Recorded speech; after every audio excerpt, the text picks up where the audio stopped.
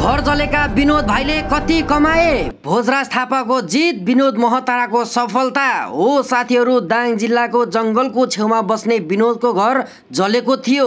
उनको घर बनाउनको लागि भोजराज थापा लागि पर्नु भएको छ र सहयोग नआएको खण्डमा पनि भोजराज थापाले आफै घर बनाइदिने घोषणा समेत गरिसक्नु भएको छ। अनि अर्गानिक स्वरका धनी नवगायक विनोद महताराले अहिले गीत रेकर्ड गर्नको लागि काठमाडौँ आउनु भएको छ। 2-3 वटा गीत गाउनको लागि आएका विनोदलाई अहिले गीतको ओहिरो लागेको छ। गीत रेकर्ड र भिडियो सुटिङको लागि अहिले विनोदलाई भ्याइ नभ्याइ भएको छ। गरिब परिवारमा जन्मिएका विनोदको मनमा सरस्वतीको बास रहेछ। अहिले उनको जिन्दगी र भाग्य सबै फेरिएको छ।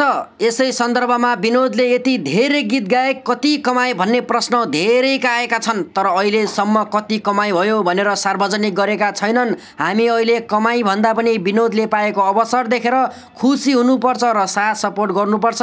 किनकि दुर्गम गाउँको एउटा सुमधुर आवाजले आज ठुलो ठाउँमा स्थान पाएको छ। यस स्थानसम्म यो आवाज पुर्याउनु हुने भोजराज थापा र सबै टिमलाई धेरै धेरै धन्यवाद भन्नुपर्छ।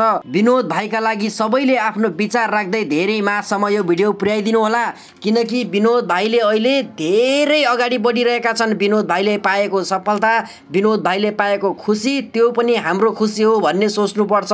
भने भोजराज थापाले अहिलेसम्म गरेका धेरै कलाकारहरू अगाडि बढिरहेका छन्। त्यसै गरी अहिले विनोद महतारा पनि अगाडि बढ्ने चान्स धेरै पाएका छन्। यही चान्स पाएको बेलामा विनोद महतारालाई हामीले साथ सपोर्ट दिन सक्यौँ भने उनको घर पनि बन्नेछ। उनी कलाकारिता क्षेत्रमा धेरै अगाडि बढ्नेछन्। अनि अरू जस्तै गरी मेला मौसममा जानेछन्, स्टेज प्रोग्रामहरूमा जानेछन्, देश विदेश खानेछन्। त्यसपछि हामीलाई पनि गर्व लाग्ला कि हामीले गरेको एक लाइक, एक कमेन्टले र भोजराज थापाले देखाइदिएको भरमा आज एक व्यक्तिको होइन, धेरै सयौं व्यक्तिहरूको आज जिन्दगी फेरिएको छ, जिन्दगी चलिरहेको छ। एउटा दुर्गम गाउँमा, दूरदराज ठाउँमा लुकेर बसेको प्रतिभा आज बाहिर आउँदा हामीले गर्व गर्नुपर्छ। किनकि त्यो प्रतिभा लुकेर जिन्दगीभरि लुकै हुन्थ्यो होला, त्यो प्रतिभा बाहिर आउने थिएन होला।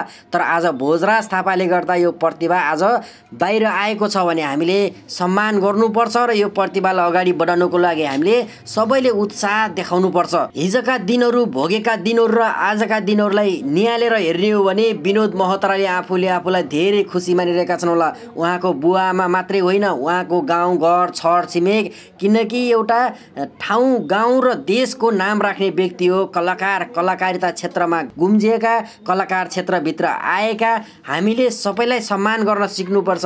हामीले गाली मात्रै गरेर होइन, ताली दिएर पनि अगाडि बढाउने अवसर मिल्छ भने किन नदिन त ताली भनेर सबै साथीहरूले भनिरहँदा आज म यो भिडियो बनाएको छु। यदि तपाईँलाई यो भिडियो मन पर्यो भने आफ्नो प्रतिक्रिया दिँदै धेरै मासम्म पुर्याइदिनु होला।